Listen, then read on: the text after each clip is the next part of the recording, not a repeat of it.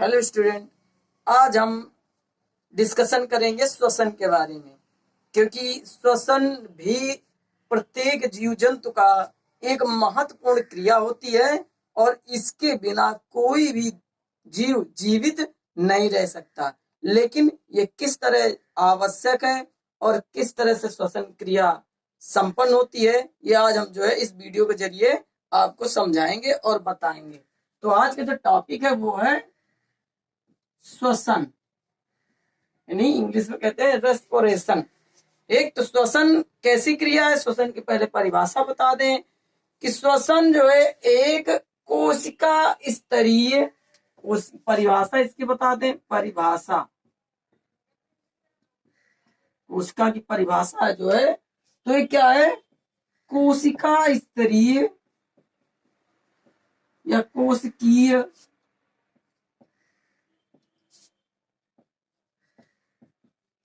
स्तरीय, कोशिकीय स्तरीय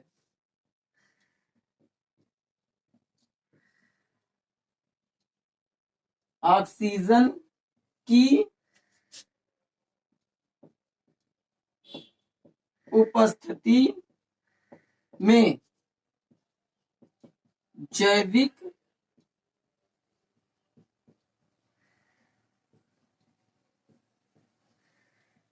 जैविक ऑक्सीकरण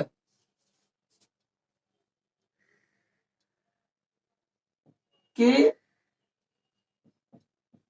द्वारा, जैविक ऑक्सीकरण के द्वारा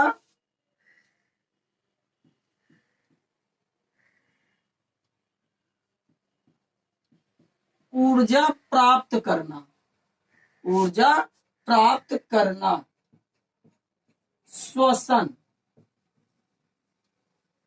श्वसन क्रिया कहलाती है। एक तो ये हो गई श्वसन की परिभाषा। तो परिभाषा क्या है कि कोशिकीय स्तरीय ऑक्सीजन की उपस्थिति में जैविक ऑक्सीकरण के द्वारा ऊर्जा प्राप्त करना श्वसन क्रिया कहलाती है। क्योंकि प्रत्येक जीव कोशिका होती है, कोशिका कहा जाता है कि प्रत्येक जीव की क्रियात्मक संरचनात्मक इकाई है और ये मनुष्य के शरीर की सबसे छोटी इकाई है। यानी मनुष्य का जो शरीर या कोई भी जीवित प्राणी का शरीर जो बना होता है वो कोशिका से ही शुरू होता है। ठीक, तो ये कोशिका स्तरीय ऑक्सीजन की उपस्थिति में जैविक ऑक्सीकरण के द्वारा ऊर्जा प्राप्त करना श्वसन क्रिया कहलाती है। इसकी परिभाषा है।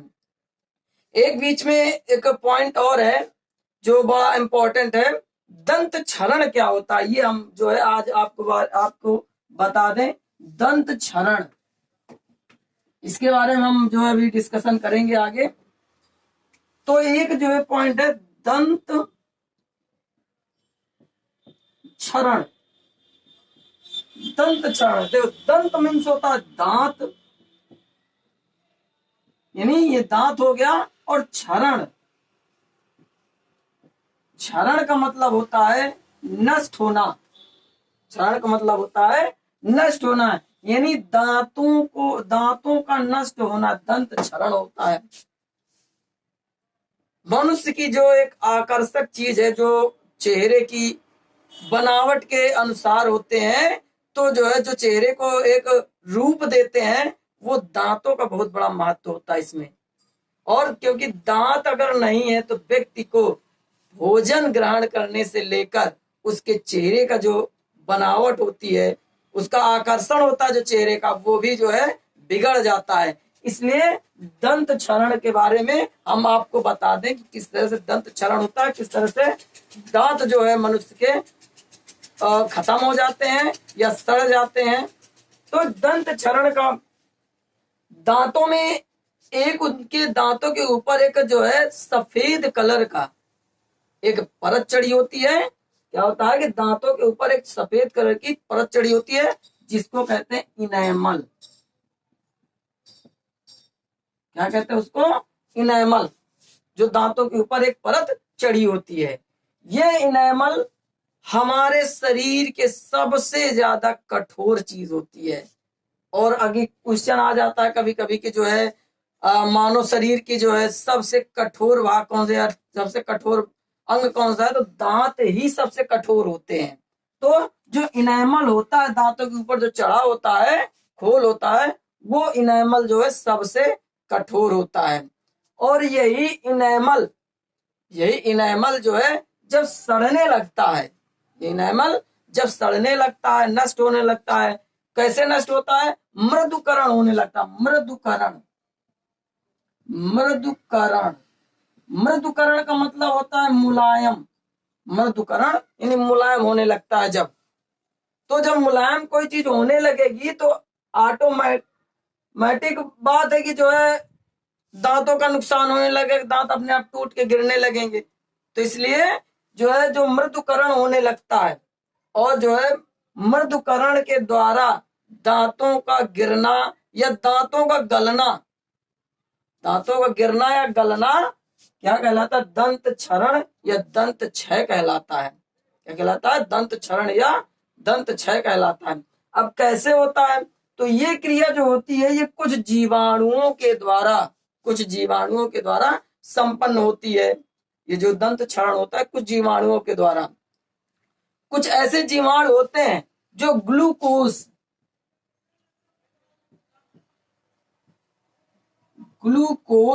की उपस्थिति में क्या बनाते हैं, ग्लूकोज की उपस्थिति में बनाते हैं अम्ल। और अम्ल एक प्रकार से तेजाब, और तेजाब को तो आप जानते हैं कि तेजाब जो है कोई किसी भी चीज को गलाने में सक्षम होती है। तो जो है ग्लूकोज या कहा जाए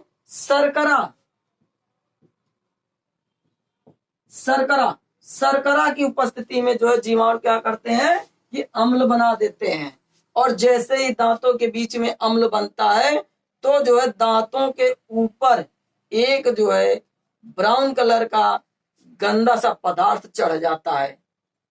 और जब ये पदार्थ चढ़ जाता है तो ये पदार्थ जो हम ब्रश करते हैं या जो कोई व्यक्ति जो है कोई भी मंजन कर ले, वो जो है उसके परत के अंदर नहीं जा पाता। और जब अंदर नहीं जा पाता तो अम्ल क्या करता है कि उन परत के अंदर ही अंदर जो उनको गलाने लगता है, यानी दांतों की जड़ों को क्या करता है, एकदम से निष्क्रिय करने लगता है। और जब दांतों की जड़ें निष्क्रिय होने लगती हैं तो दांत जो है उखड़ कर गल कर टूटने लगते हैं, और इस तरह से दंत क्षरण होता है। ठीक, तो अब जो है कुछ जीवाणु होते हैं दंत प्लाक बनाते हैं।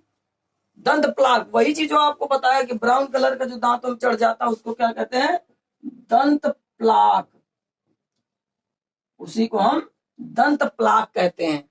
और दंत प्लाक के ऊपर चढ़ने से जो है कोई भी पौष्टिक ऐसी चीज दांतों को बचा रखे अंदर नहीं जा पाती, और अम्ल क्या करता है, उसको अम्ल जो अंदर ही अंदर उसको गलाता रहता है। तभी कहा जाता है कि ज्यादा मीठा नहीं खाना चाहिए। अगर मीठा खाना चाहिए तो जो है ब्रश जरूर करना चाहिए। ये जो है डॉक्टर ही बताते हैं। ठीक, तो जो है इस तरह से इनेमल और या डेंटेनी, इनेमल को डेंटेनी भी कहते हैं। तो इनेमल या डेंटेनी के मृदुकरण के गलने मृदुकरण के द्वारा दांतों के गलने की क्रिया को दंत क्षरण या दंत क्षय कहते हैं। एक बार फिर बता दें कि जो है दंत क्षरण की परिभाषा क्या है कि इनेमल या डेंटेनी के मृदुकरण के द्वारा गलने की जो क्रिया होती है या दांतों के नष्ट होने की जो क्रिया होती है उसे दंत क्षरण या दंत क्षय कहते हैं। और दंत क्षय कैसे होता है ये हमने आपको बता दिया कि शर्करा की उपस्थिति में कुछ जीवाणु अम्ल का निर्माण करते हैं, और अम्ल के निर्माण से जो है दांतों का गलना शुरू होता है। और ये गलते कैसे हैं, क्यों नहीं सही होते, क्योंकि उनके ऊपर कुछ जो है दंत प्लाक बना देते हैं, और यानी गंदे दांत कर देते हैं, जिनकी वजह से कोई भी उनके अंदर जो कोई भी मंजन या कोई भी उसकी जो है पहुंच नहीं हो पाती, और दांत अपने आप गिर जाते हैं। तो ये बीच में थोड़ा सा टॉपिक रहा है जो है इम्पोर्टेंट था, मेरे दिमाग में था तो मैंने सोचा समझा दूं। आज जो है तो बात करते हैं अब जो श्वसन की। तो श्वसन की परिभाषा हमने आपको बता दी है। अब आगे जो है आगे डिस्कशन करते हैं। कुछ चीजें ऐसी होती हैं कि सभी जीवों में अपनी विभिन्न जैविक क्रियाओं को चलाने के लिए हमें किसकी जरूरत पड़ती है? ऊर्जा की। ऊर्जा कई चीजों से प्राप्त होता है। भोजन करते हैं तो ऊर्जा होता है। हमने पिछले वीडियो में भी बताया था कि ऊर्जा कितना इंपॉर्टेंट है प्रत्येक जैविक प्राणी के लिए। तो इस तरह हमें जो है जैविक या जीवों की विभिन्न क्रियाओं को करने के लिए हमें ऊर्जा की आवश्यकता पड़ती है। कुछ ऐसे जीव होते हैं जो कार्बोहाइड्रेट को आपको लिख के बता दें। कुछ जीवाणु जो है कार्बोहाइड्रेट को क्या कर देते हैं? ग्लूकोज में परिवर्तित कर देते। ग्लूकोज में परिवर्तित कर देते हैं। और इसी ग्लूकोज से ऑक्सीजन की उपस्थिति किसकी होती है? ऑक्सीजन की उपस्थिति में क्या करते हैं? श्वसन क्रिया करते हैं, ऊर्जा प्राप्त करते हैं। क्या प्राप्त करते हैं? ऊर्जा प्राप्त करते हैं। ठीक, कार्बोहाइड्रेट को ऑक्सीजन की उपस्थिति ग्लूकोज को बना के जो है ऊर्जा प्राप्त करते हैं। ठीक, तो ऐसी क्रिया कहलाती है ऑक्सीश्वसन।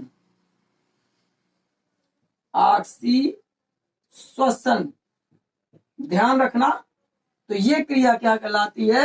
ये क्रिया कहलाती है ऑक्सीश्वसन कहलाती है। कैसी? कि कार्बोहाइड्रेट को जो है ऑक्सीजन की उपस्थिति में ग्लूकोज को ऊर्जा में बदल देते हैं। तो ऐसी क्रिया को क्या कहते हैं? ऑक्सीश्वसन कहते हैं। कुछ जीवाणु ऐसे होते हैं कि वो लोग जो इसका उल्टा करते हैं। वो क्या करते हैं कि उनको ऊर्जा की उनको भी आवश्यकता है। जैसे ईस्ट, ये क्या करते हैं? ये ग्लूकोज को क्या करते हैं? ऑक्सीजन की अनुपस्थिति में इसकी अनुपस्थिति होती है ऑक्सीजन की। क्या करते हैं? इसको तोड़ देते, ग्लूकोज को जो विखंडित कर देते हैं। और विखंडित करके क्या प्राप्त करते हैं? ऊर्जा प्राप्त करते हैं। तो ये क्रिया कहलाती है अनाक्सीश्वसन।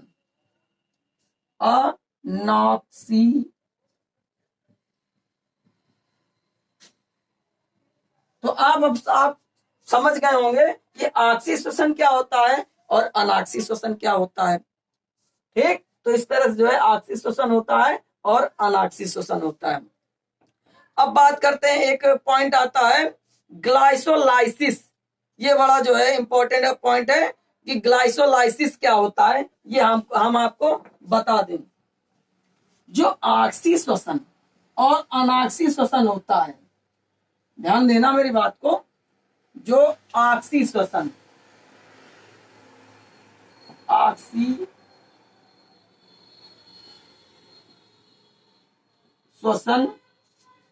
व अनाक्सीश्वसन,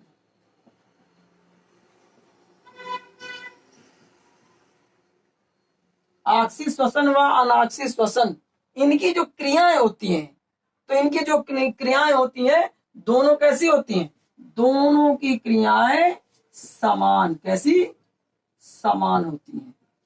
इन दोनों क्रियाएं समान होती है। ऑक्सीश्वसन व अनाक्सीश्वसन क्रियाएं दोनों की समान होती हैं। और इन्हीं दोनों की समान क्रिया को हम क्या कहते हैं? इनको सबको हम क्या कहते हैं? समान क्रिया कहते हैं ग्लाइसोलाइसिस।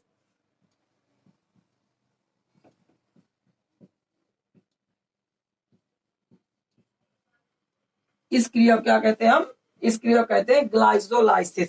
ठीक, क्योंकि ऑक्सीश्वसन व अनाक्सीश्वसन की जो क्रियाएं होती हैं कैसी होती हैं? समान क्रियाएं होती हैं। और इन्हीं समान क्रियाओं को हम जो क्या कहते हैं? ग्लाइसोलाइसिस कहते हैं। ठीक, ग्लाइकोलाइसिस क्रिया कहते हैं। अब इसमें क्या होता है कि जो ये कोशिका द्रव में संपन्न होता है। कहां पे संपन्न होती है ग्लाइसोलाइसिस क्रिया? कोशिका द्रव्य पर।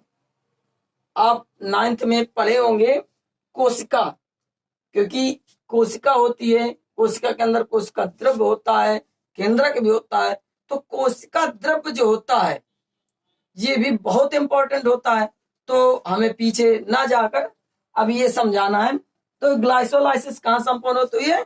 कोशिका द्रव्य में एक क्रिया संपन्न होती है। लेकिन ग्लाइकोलाइसिस 6 कार्बन, जो 6 कार्बन होते हैं, 6 कार्बन अणु जो ग्लूकोज को 3 वाले अणु में बदल देता है, ठीक, और ऊर्जा प्राप्त करते हैं। इस तरह से ऊर्जा प्राप्त करते हैं और ये विखंडित होते हैं। विखंडित किससे होते हैं? पायरुवेट। इससे पायरुवेट से विखंडित होते हैं। जो 6 कार्बन होते हैं ग्लाइसोलाइसिस में, कहां पे होता है? कोशिका द्रव्य में होता है। और इसके बाद जो है 6 कार्बन अणु होते हैं। तो 6 कार्बन अणु क्या करता है? पायरुवेट के द्वारा क्या करता है? विखंडित कर देता है, जो खंडों में बदल देता है। और इसके लिए ऑक्सीजन की आवश्यकता नहीं होती, और इस क्रिया के लिए कोई ऑक्सीजन की आवश्यकता नहीं होती है। पायरुवेट अणुओं का आगे विखंडन इस बात पर निर्भर करता है कि ऑक्सीजन की उपस्थिति में हो रहा है, ठीक। तो अब देखो, अनाक्सीय जो श्वसन होता है वो पायरुवेट में एक अणु विखंडन से इथेनॉल, क्या होता है कि एक अणु के विखंडन से इथेनॉल तथा CO2 का निर्माण होता है। जो पायरुवेट अनाक्सीय श्वसन में पायरुवेट के द्वारा विखंडित जो होता है, तो उसमें जो है एक अणु विखंडन से इथेनॉल तथा CO2 का निर्माण होता है और ऊर्जा मुख्य होती है। अब ईस्ट की उपस्थिति में एक जो है अनाक्सीय श्वसन जो होता है, ईस्ट की उपस्थिति में वो जो है किण्वन कहते हैं। ये बता दें आपको, ईस्ट एक ऐसा जीवाणु है जिसको जो है ईस्ट को हम लोग जो है औद्योगिक जीवाणु भी कहते हैं, ठीक। ये बहुत इंपॉर्टेंट है। जो हम ब्रेड खाते हैं, जो ब्रेड बनाए जाते हैं, ये जो है मुकुलन के द्वारा ईस्ट जो होता है वो मुकुलन क्रिया करके ब्रेड को स्पंजी बनाता है। कोई भी आटे को स्पंजी बना देता है जिससे ब्रेड बनाया जाता है। तो ये किण्वन के द्वारा जो ईस्ट होता है, ये जो है किण्वन क्रिया करता है और अधिकांश जीवाणु भी ऑक्सीय श्वसन द्वारा पायरुवेट को एल्कोहल एवं CO2 में विखंडन करते हैं, ठीक। अब कैसे, ये आपको हम जो समीकरण के द्वारा बता दे रहे हैं कि देख, ग्लूकोज, सबसे पहले ग्लूकोज में कितने? 6 कार्बन, क्या है? 6 कार्बन, यानी 6 कार्बन के अणु जो हमने ऊपर बताया, 6 कार्बन के अणुओं को जो विखंडित कर देता है। और किसका, कहां पे करता है? कोशिका द्रव्य। ये हमने एक दिन आपको जो क्वेश्चन भी दिए थे,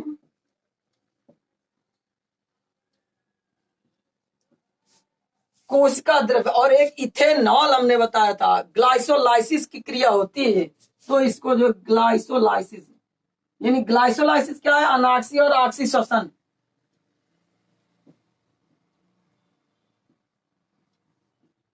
ग्लाइसोलाइसिस,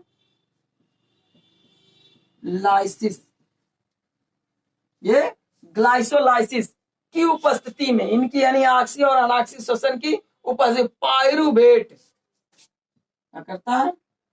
पायरुवेट, ठीक। और पायरुवेट में क्या होता है? पायरुवेट में 3 कार्बन के अणु बनते हैं, 3 कार्बन के अणु, 3 कार्बन के अणु बनते हैं। किसमें? पायरुवेट जब बनता है तो जो है 3 कार्बन के अणु बनता है और प्लस क्या उत्पन्न होती है इससे? ऊर्जा, ठीक। ये जो किण्वन विधि द्वारा ईस्ट में होता है, ये ईस्ट द्वारा होता है। ग्लूकोज क्या करता है? हमने ऊपर बताया था कि अनाक्सीय श्वसन में क्या करते हैं, ईस्ट वगैरह जो क्या करते हैं कि ग्लूकोज के अणुओं को क्या विखंडित कर देते हैं और विखंडित करके ऊर्जा प्राप्त करते हैं, जिसको अनाक्सीय श्वसन कहते हैं। तो वही क्रिया है कि ग्लूकोज यानी 6 अणु होते हैं और इसके बाद जो कोशिका द्रव्य में ये सारी क्रियाएं होती हैं और फिर जो है ग्लाइसोलाइसिस यानी पायरुवेट इसके साथ मिलता है और देखो अणुओं क्या करता है, विखंडित, 6 अणुओं को विखंडित कर दिया और विखंडित करने के बाद जो है ऊर्जा प्राप्त करते हैं। एक ऊर्जा होता है एल्कोहल एम CO2 कैसे बनाते हैं, तो वो भी हम बता दें, एल्कोहल व CO2। तो पायरुवेट से यहाँ पर पायरुवेट ठीक, और पायरुवेट क्या कर किसके साथ में, अनाक्सी श्वसन अभिक्रिया,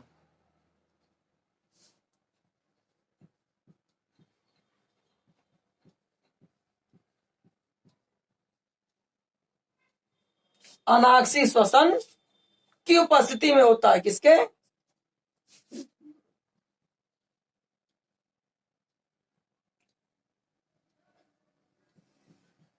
ऑक्सी श्वसन की उपस्थिति में होता है, किसके, ऑक्सी श्वसन की उपस्थिति में ईस्ट, ईस्ट कौन सी क्रिया करता है, किण्वन क्रिया करता है।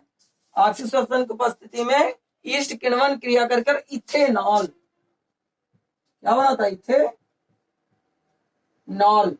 प्लस, इथेनॉल प्लस जो है CO2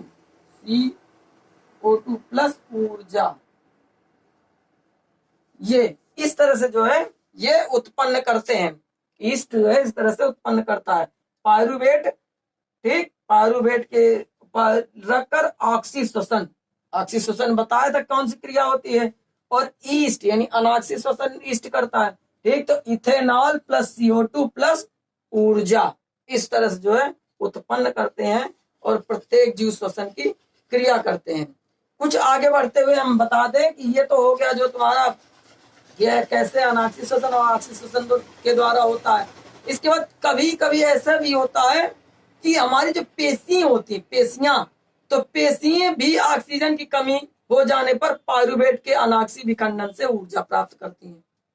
हमारी जो पेशियां होती हैं वो कभी कभी क्या करती हैं कि जो कोशिकाएं होती हैं इनकी विखंडन हो जाने, विखंडन बट जाने से ये भी पायरुवेट अणु के द्वारा ही ऑक्सीजन को ग्रहण करती हैं, ऑक्सीजन के द्वारा ऊर्जा प्राप्त करती है और उत्पादन होने लगती है। यहाँ पायरुवेट का अन्य 3 कार्बन अणु जो है लैक्टिक अम्ल में परिवर्तित हो जाता है, किसके, लैक्टिक अम्ल में परिवर्तित हो जाता है। और पेशियां जो होती हैं वो लैक्टिक अम्ल को जमा होने पर दर्द में ऐंठन महसूस होती है। और जब हमारे शरीर में पेशियों में जब लैक्टिक अम्ल की उपस्थिति होती है, जमाव होता है हमारे पेशियों में, तो क्या होता है कि हमारे पेशियों में दर्द, ऐंठन अपने आप उत्पन्न हो जाता है ठीक। अब ये कैसे होता है, पायरुवेट के द्वारा, ये हम आपको जो है फिर से एक उसके जरिए बता दे रहे हैं समीकरण के।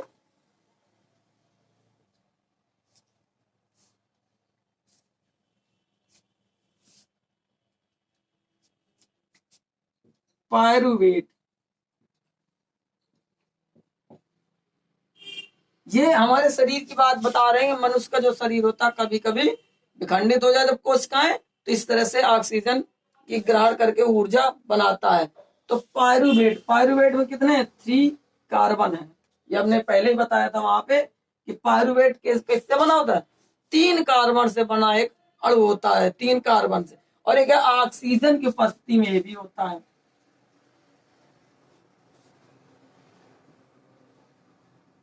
ऑक्सीजन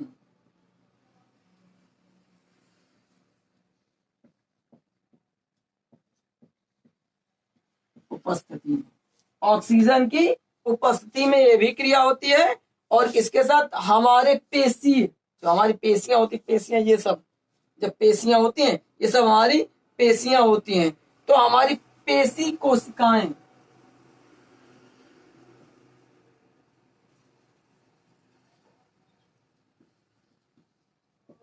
पेशी कोशिकाएं इस तरह से अब ऊर्जा बनाती है। ऊर्जा कैसे, लैक्टिक अम्ल बनाती है, कैसे, लैक्टिक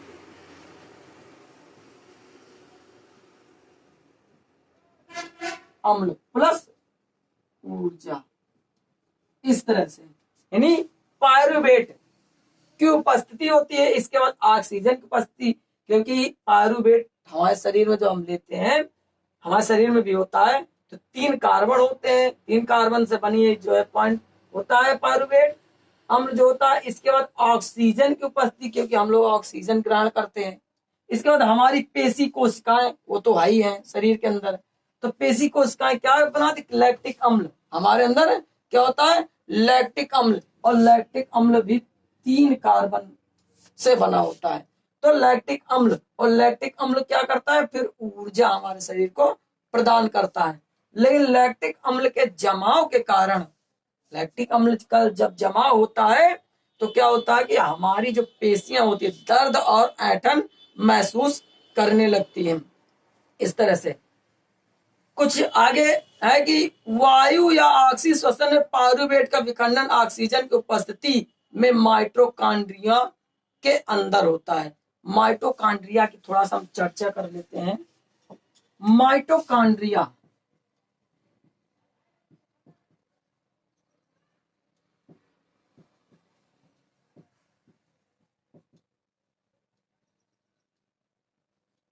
माइटोकॉन्ड्रिया माइटोकॉन्ड्रिया ये हमारी कोशिका में पाया जाने वाला एक कोशिकांग है।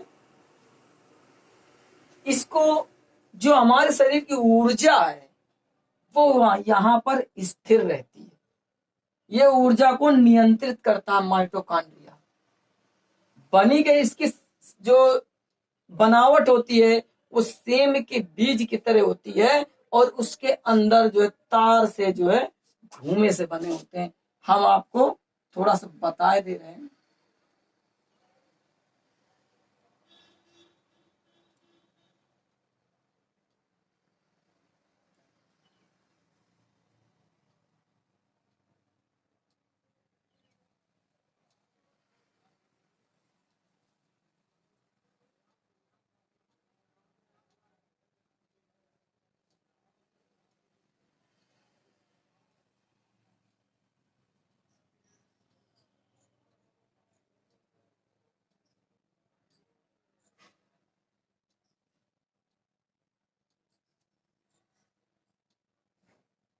तो हम जैसे सेम के बीज की तरह होगी, लेकिन इसके अंदर इस तरह की संरचना भी होती है।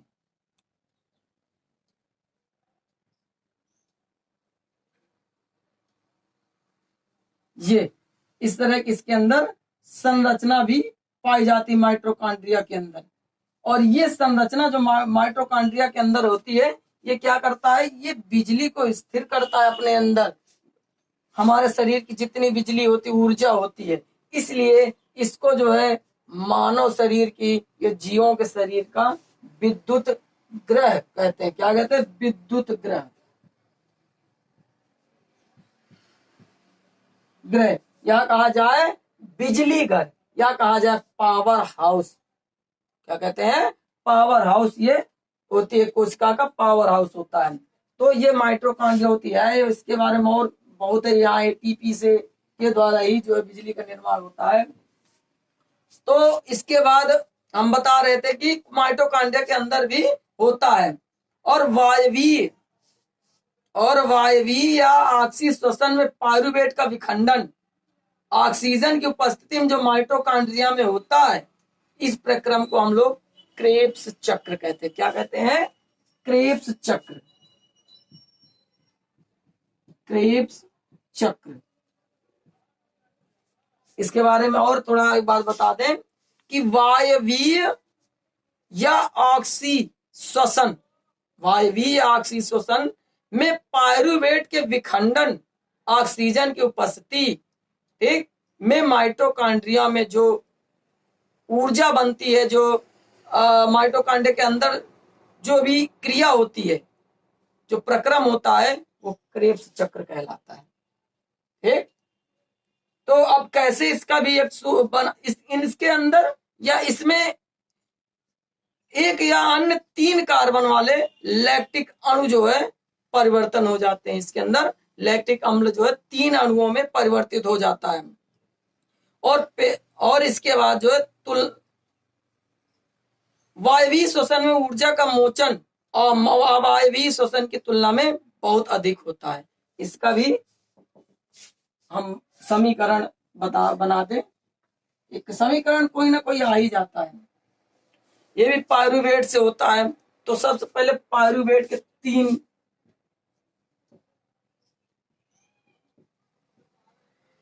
पायरुवेट यानी 3 कार्बन। पायरुवेट किससे? 3 कार्बन से बना एक अणु होता है। इसके बाद ऑक्सीजन की उपस्थिति, ठीक नहीं, इसमें ऑक्सीजन की अनुपस्थिति होगी।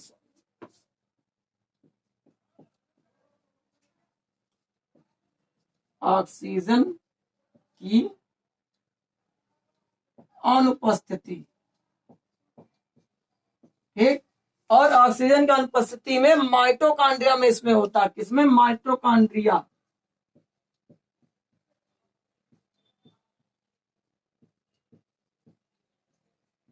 माइटोकॉन्ड्रिया बनता क्या है इसमें? इसमें बनता CO2 प्लस H2 प्लस ऊर्जा। CO2 प्लस H2O प्लस ऊर्जा, ठीक। तो इस तरह से जो है ये क्रिया होती है माइटोकॉन्ड्रिया के अंदर। पायरुवेट के 3 अणु और उसके साथ में ऑक्सीजन की उपस्थिति में माइटोकॉन्ड्रिया में क्या क्या? CO2 यानी कार्बन डाइऑक्साइड, H2O यानी जल, और प्लस जो ऊर्जा का निर्माण होता है। इस तरह से कुछ ऊर्जा जो है इस तरह से हम जो है अपने अंदर प्राप्त करते हैं, ठीक। आगे बताते हैं कि जो कोशिकीय श्वसन में मुक्त ऊर्जा का अधिकांश भाग ATP अणु के संश्लेषण में होता है। कोशिका के श्वसन मुक्त ऊर्जा का जो अधिकांश भाग कहां से होता है? ATP। ATP का नाम है एडिनोसिन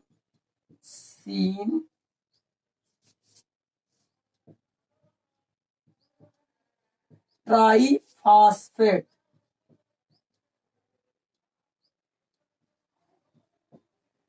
फॉस्फेट, ये जो है ATP का फुल फॉर्म है, एडिनोसिन ट्राइफॉस्फेट, ठीक। तो जो है अधिकांश कहाँ पे होता है? जो ऊर्जा का अधिकांश भाग ATP के संश्लेषण में हो जाता है और शेष बची ऊर्जा के रूप में शरीर ताप को बनाए रखने में प्रयुक्त होता है, ठीक। ATP जो ऊर्जा होती है वो पैकेट कहा जाता है। ATP की जो ऊर्जा होती है उसको ATP की ऊर्जा क्या कहते हैं? आप समझ जाना, ATP की ऊर्जा को पैकेट क्या कहते हैं? पैकेट, समझ गए? ATP की ऊर्जा को पैकेट कहा जाता है, ठीक। आवश्यकता अनुसार इसका उपयोग उसका की विभिन्न जैविक क्रियाओं में होता है और जब आवश्यकता पड़ती है हमारे शरीर को तो इसका जो है उपयोग विभिन्न कोशिकाएं कर लेती हैं, लेकिन जब आवश्यकता पड़ेगी तभी। श्वसन प्रक्रम में मुक्त ऊर्जा का उपयोग ADP तथा अकार्बनिक फास्फेट से ATP अणु के बनने में किया जाता है। अब दूसरा पॉइंट देखो आया बड़ा इंपॉर्टेंट, ADP यानी एडिनोसिन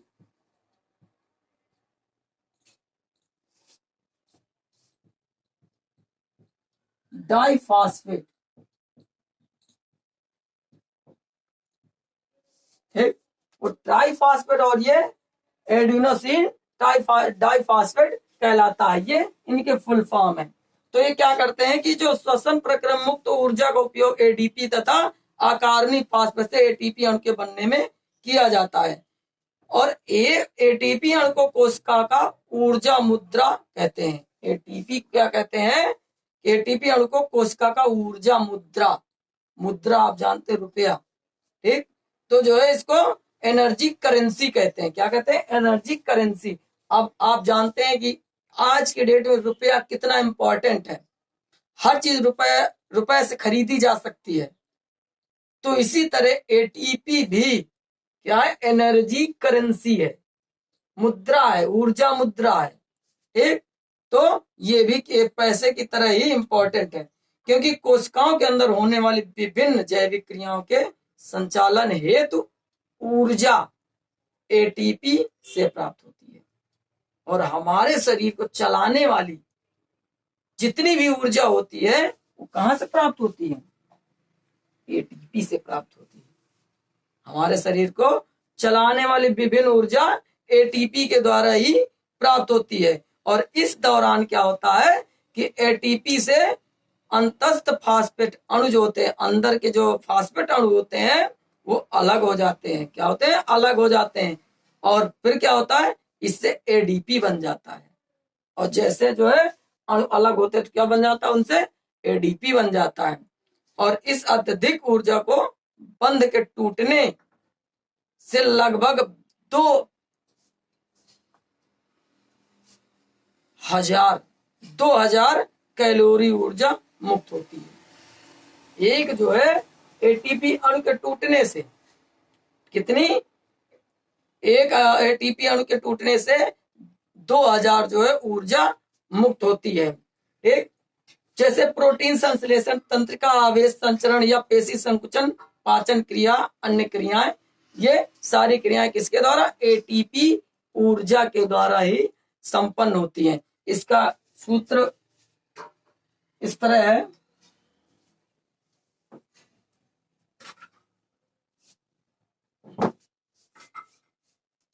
सबसे पहले एडीपी से, ADP plus phosphate plus phosphate, इसके बाद ऊर्जा,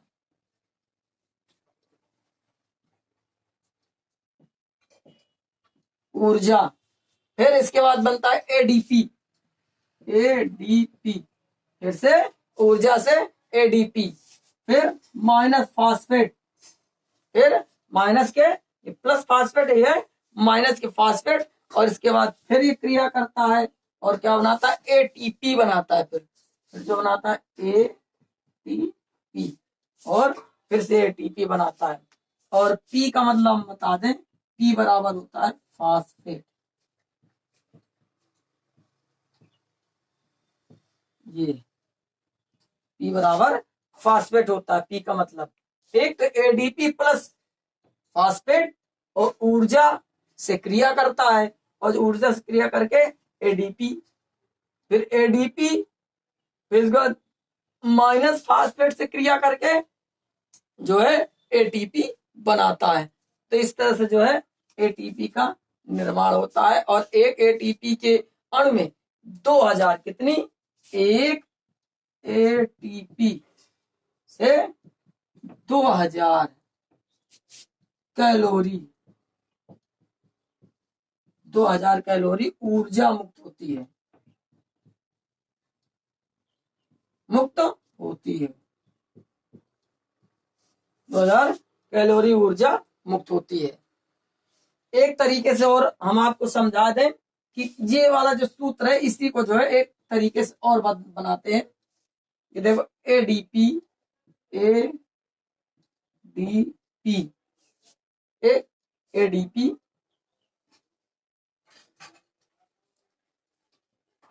यहाँ पे प्लस फास्फेट, एक इसको कहते हैं PO4। इसके बाद ये यहां से फिर यहाँ पे क्या होता है? ATP, और फिर ये यहाँ पे माइनस PO4 फास्फेट। ठीक, तो इस तरह से जो है ये बनता है, ये क्रिया होती है। तो ये आज का जो है हमारा टॉपिक श्वसन यहीं पर खत्म होता है। इस तरह से प्रत्येक जीव जो है श्वसन करते हैं। अगले टॉपिक में या अगली वीडियो में हम बताएंगे पादप श्वसन, और फिर जो है मनुष्य श्वसन किस तरह से होता है, कि पादप किस तरह श्वसन करते हैं और किस तरह से मनुष्य श्वसन करता है। तो आज की वीडियो को हम यहीं पे खत्म करते हैं। जो भी जिस बच्चे को वीडियो समझ में ना आया हो वो हमें कमेंट करके बताएं, और जहां पे ना आया हो वो कमेंट करके जरूर हमें बताएं, और हमें ये बताएं कि वीडियो कैसी बनती है। जरूर से जरूर हमें जो है कमेंट करके बताएं। धन्यवाद, और पढ़ते रहिए सभी लोग।